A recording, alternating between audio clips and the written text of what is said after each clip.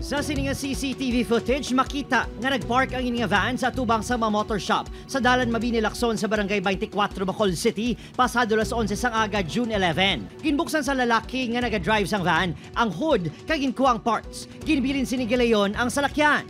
Gabi nasa natukiban nga ang lalaki sa video ang hindi tag-iya sang van, kundi ang 63 anyos si Mario Nacario. Ginpark sa tag-iya ang salakyan sa tabok sa ginoobrahan sini sa Barangay Takuling alas 8 sang aga kahapon. Ginaservice ko na sa mga tao, kumansir mo.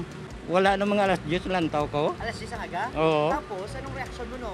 Yung pangita ko nag-report ko to pa blatter. Ginkatingal sini kung paano napaandar sa kawatan ng van gamit ang liabe sang iya motorsiklo nga nabilin sa sulod.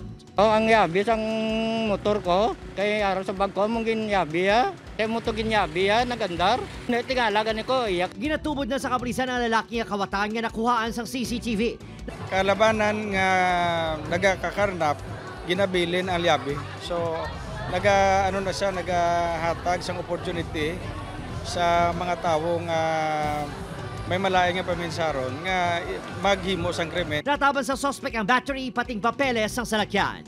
Opod, Kiril Casillo, Adrian Priatos, 1 Western Visayas.